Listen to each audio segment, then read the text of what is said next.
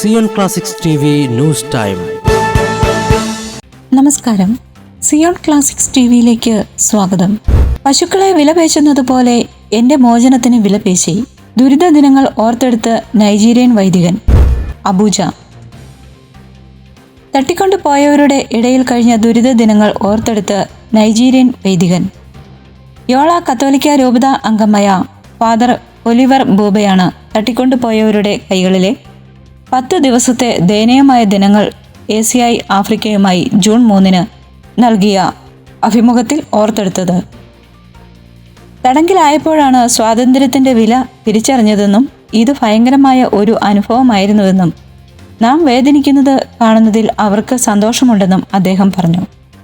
നിങ്ങൾ ഒരിക്കലും തടവിലായിട്ടില്ലെങ്കിൽ സ്വാതന്ത്ര്യത്തിന്റെ പ്രാധാന്യം നിങ്ങൾക്കറിയില്ല. ഇത് ഭയങ്കരമായ ഒരു അനുഭവമായിരുന്നു. തട്ടിക്കൊണ്ടുപോയവർ വേദനിപ്പിക്കാൻ എല്ലാം ചെയ്യുന്നു. നാം വേദനിക്കുന്നത് കാണുന്നതിൽ അവർക്ക് സന്തോഷമുണ്ട്. അവർക്ക് വേണ്ടത് പണമാണ്. പണം മാത്രമാണെന്നും അതിനാൽ കൊല്ലില്ലെന്നും പറയും. അവർ പശുക്കളെ വിലപേശുന്നത് പോലെ മോചനദ്രവ്യത്തിനായി വിലപേശ നടത്തി.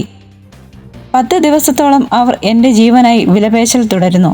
എൻ്റെ ഇടവകയും ചില സുഹൃത്തുക്കളും നൽകിയ വെളിപ്പെടുത്താത്ത മോചനദ്രവ്യത്തിന് ഒടുവിൽ സമ്മതിക്കുകയായിരുന്നു. തട്ടിക്കൊണ്ടുപോകലുകളിൽ നിന്ന് പണം സമ്പാദിക്കുക എന്നതായിരുന്നു അവരുടെ ലക്ഷ്യം. മോചനദ്രവ്യം നൽകാനെത്തിയ ഇടവക സെക്രട്ടറിയെയും അക്രമികൾ 2 ദിവസത്തേക്ക് ബന്ദികളാക്കി. ചർച്ചകൾക്കിടെ ഫോണിൽ തങ്ങളോട് അപമര്യാദയായി സംസാരിച്ചതായി ആരോപിച്ചതായിരുന്നു അദ്ദേഹത്തെയും ബന്ദിയാക്കിയതിന് കാരണം. ഒടുവിൽ മെയ് 30 വ്യാഴാഴ്ച 9 മണിയോടെ ഞങ്ങൾ 2 പേരെയും വിട്ടയക്കുകയായിരുന്നുവെന്നും ഫാദർ ഒലിവർ പറഞ്ഞു. ആക്രമണങ്ങൾ, മോചനദ്രവ്യത്തിനായി തട്ടിക്കൊണ്ടുപോകൽ, കൊലപാതകം എന്നിവയുമായി വ്യാപിച്ചിരിക്കുന്ന തീവ്രവാദികളുമായി നൈജീരിയൻ ജനത പോരാടുകയാണ്. 2029 മുതൽ ഇസ്ലാമിക തീവ്രവാദികളായ ബോംകോ ഹറാം രാജ്യത്ത് പ്രധാന വെല്ലുവിളിയാണ്. ആഫ്രിക്കയിലെ ഏറ്റവും ജനസംഖ്യയുള്ള രാഷ്ട്രത്തെ ഒരു ഇസ്ലാമിക രാഷ്ട്രീയമാക്കി മാറ്റാനാണ് ഇവർ ലക്ഷ്യമിടുന്നത്.